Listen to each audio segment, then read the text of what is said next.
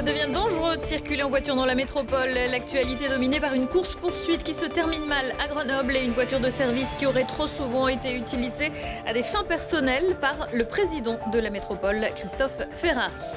Demain, j'enlève le haut. Seulement 50% des femmes âgées de 50 à 74 ans participent au dépistage coordonné du cancer du sein. Pour parler d'Octobre Rose, on suivra une séance entre une patiente qui a suivi une mastectomie et une kiné spécialisée dans ces pathologies. Et puis fans de ballon ovale ou néophytes, bienvenue dans le train du rugby. Lien entre le public et la tenue de la Coupe du Monde en France en 2023. Il fait halte à Grenoble pour 2 jours. Réalité virtuelle, entraînement à la mêlée, maillot des équipes et même la Coupe Web Ellis. Bonsoir à tous, ravi de vous retrouver dans ce JT du mercredi 5 octobre 2022, du lundi au vendredi à partir de 18h, l'essentiel de l'actualité du Grand Grenoble. La passagère d'une voiture âgée de 18 ans tuée lors d'un échange de tirs avec la police la nuit dernière à Grenoble. C'est ici, après l'embranchement entre le cours de la Libération et l'avenue Albert Régnier, que les forces de l'ordre ont retrouvé la passagère mortellement blessée au cou dans un véhicule à l'arrêt. Le conducteur blessé qui avait tenté de s'enfuir a été placé en garde à vue. Âgé d'une trentaine d'années, originaire du Vaucluse, il avait déjà été condamné pour des faits de violence aggravée. 3 policiers ont également été placés en garde à vue. 2 enquêtes ont été ouvertes, confiées à la police judiciaire et à l'IGPN, la police des polices. Tout avait commencé par un contrôle de routine vers 2h20 à Saint-Martin-d'Air. Le conducteur a refusé d'obtempérer et tiré en direction de la police. S'en est suivi une course-poursuite et des échanges de tirs. Une autre enquête vient d'être ouverte par le procureur de Grenoble, mais cette fois pour détournement de biens par personne dépositaire ou chargée d'une mission de service public. C'est le président de la métropole, Christophe Ferrari, qui est mis en cause. Selon son ancien chef de cabinet, qui témoigne aussi dans le journal Le Postillon, document à l'appui, l'élu aurait fait un usage inconsidéré d'un véhicule de service. Après un signalement déposé en 2021 à partir de rumeurs par Yann Mongaburu, candidat malheureux au poste de président de la métro 1 an plus tôt, Pascal Harder a retrouvé des trajets de Christophe Ferrari qui n'auraient pas été en lien avec ses missions ou son mandat, y compris des relevés de péage et des contraventions jusqu'en Italie. À cela s'ajouteraient des heures supplémentaires payées à son chauffeur et puis parfois jusqu'à 75 heures par mois. Présent cet après-midi sur une visite de rénovation thermique aux Îles-de-Mars à Pont-de-Claix, commune dont il est le maire, Christophe Ferrari n'a pas souhaité s'exprimer sur cette affaire. Il a indiqué à notre journaliste qu'il le ferait prochainement lorsqu'il aurait plus d'éléments. Octobre Rose vient de débuter. C'est le mois d'information et de promotion pour le dépistage du cancer du sein. Pour rappeler à toute femme âgée de 50 à 74 ans qu'elle est invitée à montrer ses seins à des spécialistes et que ça peut lui sauver la vie. Suivant le diagnostic, un long parcours de soins se met en place avec parfois l'intervention d'un masseur kinésithérapeute. Laurie Baillet. Les genoux bien pliés. Hop. Et vous tirez le bras loin derrière. Depuis 1 an, Laurence vient 1 fois par semaine ici dans ce cabinet de kinésithérapie. Avec Émilie, elle travaille ses raideurs au niveau du bras et de l'épaule. À 50 ans, Laurence a subi une mastectomie, l'enlèvement total de son sein droit quelques mois après la découverte de son cancer. J'ai même commencé le lendemain de la chirurgie, parce que moi, le kiné de la clinique est venu me voir pour me faire des exercices déjà à ce moment-là. Et au bout de 3 semaines, j'avais récupéré ma mobilité du bras. Et ensuite, je suis venue suivre des séances de kiné au cabinet pour travailler sur mon bras, pour travailler sur ma cicatrice, au niveau des adhérences, parce qu'en vue de la reconstruction, parce que moi, je veux refaire une reconstruction. Tirez les épaules vers l'arrière, inspirez bien. Voilà 10 ans qu'Émilie est spécialisée dans la rééducation post-cancer du sein. Elle propose des exercices spécifiques pour aider à cicatriser tout en retrouvant autonomie et souplesse. La principale chose qu'on traite chez les femmes opérées du sein, quand on les a au début, après une chirurgie du sein, que ce soit une mastectomie ou une tumérectomie, c'est des patientes qui ont tendance à adopter une posture d'enroulement, de protection de la cicatrice. Donc la première chose à prendre en charge, c'est l'épaule, c'est les aider à retrouver cette mobilité, à retrouver une posture, à sortir la poitrine, à redevenir femme. Et donc on va les aider à travailler en ouverture et à étirer les bras. Complémentaire aux séances de kiné, l'activité physique joue un rôle essentiel pendant et après la maladie. Elle réduit les risques de récidive. S'il n'y a pas de douleur, il faut bouger, il faut que le bras reprenne sa mobilité, il faut que l'épaule reprenne son amplitude et il faut que les patientes arrivent à reprendre une activité physique pour lutter contre la fatigue pendant les traitements et puis pour récupérer plus rapidement après. Moi, j'insiste beaucoup sur l'activité physique pour mes patientes, oui.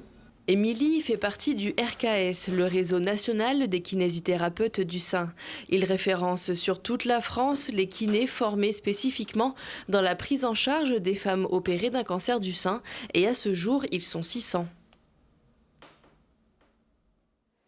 L'évolution de la prise en charge du cancer du sein, notamment autour de la relation patient-soignant, c'est le thème du nouveau numéro de Check-up à retrouver ce samedi à 20h.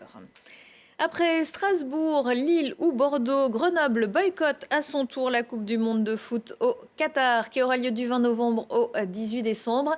Il n'y aura pas de retransmission sur écran géant, y compris la finale, même si la France arrive au bout. Pour la ville, plusieurs sujets posent problème. Les 6500 ouvriers décédés sur les chantiers de construction, la dimension environnementale, stade climatisé et centaines de vols quotidiens, sans oublier la situation de l'Iran et les messages dissonants des sportifs. La ville de Grenoble qui dit promouvoir le foot pour toutes et tous demande aussi à la France de n'envoyer aucun représentant au Qatar et à tous de boycotter l'ensemble des produits dérivés de la FIFA. Le coup d'envoi de la Coupe du Monde de rugby féminin sera, lui, donné samedi en Nouvelle-Zélande. Pour son premier match, l'équipe de France, parmi lesquelles 3 grenobloises, affrontera l'Afrique du Sud. Un an avant la compétition masculine dans l'Hexagone, le train du rugby sillonne le pays et s'arrête dans 51 villes. Il est arrivé à la gare de Grenoble ce mercredi matin. Charlotte Faulkner, Jade Lanier. C'est un train pas comme les autres qui fait escale en gare de Grenoble. Un train à exposition de 4 voitures pour mettre à l'honneur la Coupe du Monde de rugby 2023 qui se déroulera en France dans 10 villes hautes. On est à peu près à moins d'un an du début de cette Coupe du Monde. Donc pour nous, c'est toujours un pas de plus dans la célébration de cette Coupe du Monde.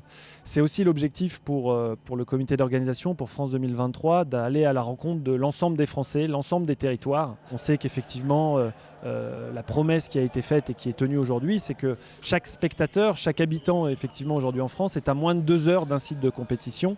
Donc c'était effectivement normal pour nous d'aller aussi à leur rencontre. Dans ce train, de nombreuses activités sont prévues pour les amateurs ou les novices de ballon ovale. Cette 10e Coupe du Monde de l'histoire du rugby débutera par un match opposant la France à la Nouvelle-Zélande. Un match que les visiteurs peuvent vivre en réalité virtuelle. Actuellement, je vois des rugbyman et son entraîneur. Et là, c'était le moment de chanter l'hymne national de la France. Et là, il faut que je lève les bras. Outre les activités, le train regorge d'objets de collection incontournables de l'histoire de l'Ovalie, ballons de chaque édition ou encore des maillots dédicacés par les équipes participantes de la compétition.